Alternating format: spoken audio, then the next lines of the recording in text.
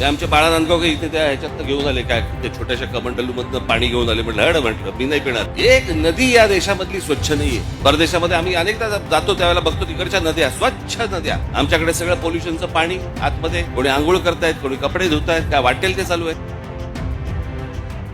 राज ठाकरे के गंगाजल वाले बयान पर सभी खामोश क्यों? महाराष्ट्र नवनिर्माण सेना मानसे के प्रमुख ठाकरे, जो हिंदू हृदय सम्राट वाला साहेब ठाकरे के भतीजे हैं, उन्होंने एक विवादित बयान देकर देश भर का ध्यान अपनी ओर आकर्षित कर लिया। राज ठाकरे की पार्टी के नेता बालानंद गावकर महाकुंभ में गंगा स्नान करने के लिए गए थे। उन्होंने गंगा स्नान में डुबकी लगाई, वहां से गंगा जल लेकर वापस लौटे। पुणे में आयोजित पार्टी के स्थापना दिवस पर उन्होंने राज ठाकरे को गंगा जल सौंपते हुए कहा, ये गंगा का पवित्र जल है। इस पर राज ठाकरे ने सार्वजनिक रूप से बयान देते हुए कहा, वे इस गंदे पानी को छू नहीं सकते। गंगा जल पीने की बात तो बहुत दूर की बात है। राज ठाकरे ने कहा, संगम तट पर करोड़ों लोगों ने स्नान किया है, वहाँ का पानी कैसे साफ हो सकता है? उन्होंने करोड़ों महामारियों का याद दिलाते हुए कहा, लोग अपने पापों का पश्चाताप करने के लिए प्रयागराज गंगा में स्नान करने के लिए गए थे। क्या गंगा में डुबकी लगाने से वे अपने पापों से मुक्त हो सकते हैं? करोड़ों लोगों ने जिस तरह से गंगा का स्नान किया,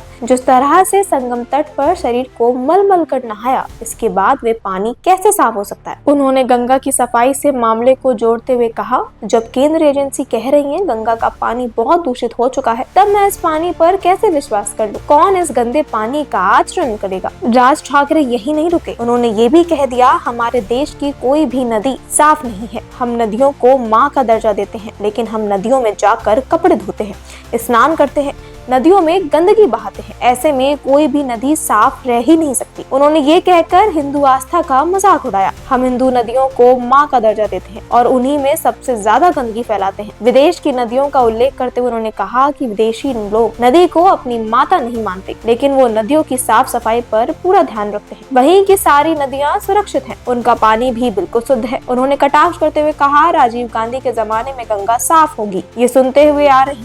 उन्होंने ये भी कहा, उन्होंने कोई पाप नहीं किया है, इसीलिए वे गंगा में पाप धोने के लिए नहीं गए। जो लोग पाप करते हैं वही गंगा में डुबकी लगाते हैं। इस तरह का बयान यदि राज ठाकरे के अलावा किसी अन्य व्यक्ति द्वारा दिया गया होता तो सारे देश में हिंदू आस्था को लेकर बड़ा बवाल मच जाता। राज ठाकरे, जो ना तो किसी विधानसभा के सदस्य हैं, ना संसद सदस्य रहे हैं, महाराष्ट्र में उन्हें बाबा साहेब ठाकरे के सबसे ज्यादा तेज तर्रार नेता के रूप में जाना जाता है। वे बिना किसी डर और भय के अपनी बात कहने के लिए जाने जाते हैं। गंगा नदी और हिंदू आस्था का यह अपमान महाराष्ट्र के अंदर राज ठाकरे द्वारा किया गया। इसके बाद भी देश भर में इस बयान को लेकर जिस तरह से भाजपा और संघ ने चुप्पी साध रखी है, वो आश्चर्यचकित है। राज ठाकरे ने कहीं से भी हिंदू धार्मिक आस्थाओं को ध्यान में नहीं रखा, उल्टे उन्होंने गंगा स्नान करने वालों को पापी बता दिया। राज ठाकरे ने कहा, ऐसे पानी को वो छू भी नहीं सकते, नहाने की बात तो बहुत दूर की बात है। राज ठाकरे के इतने आपत्तिजनक बयान के बाद भी महाराष्ट्र और देश के हिंदू में किसी तरह की कोई प्रतिक्रिया नहीं होना बड़ी आश्चर्य की बात है। उन्हीं राज ठाकरे ने गंगा मैया में डुबकी लगाने से सभी पापों का नाश होता है,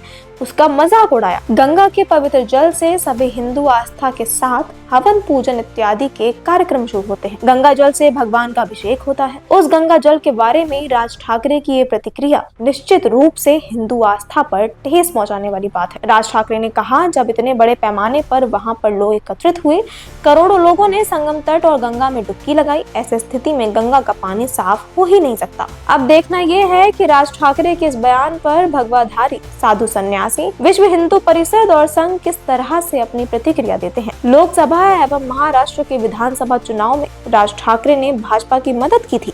वो खुद प्रधानमंत्री नरेंद्र मोदी की बाजू की कुर्सी में बैठे हुए नजर आए थे। उसके बाद भी उन्होंने नदियों का उल्लेख करते हुए हिंदू श्रद्धालुओं की भावनाओं को भड़काने का काम किया। राज ठाकरे एक ऐसे नेता हैं जो अपनी बात बिना किसी डर, दबाव, भय के कहते हैं। भाजपा चाहकर भी उनके इस बयान पर कोई प्रतिक्रिया नहीं दे पा रही। इससे भाजपा और संघ की मजबूरी को समझा जा सकता है। देखना ये होगा कि इस बयान पर क्या प्रतिक्रिया लेगी सरकार। तमाम ऐसी खबरों के लिए देखते रहें गुरुग्राम समाचार।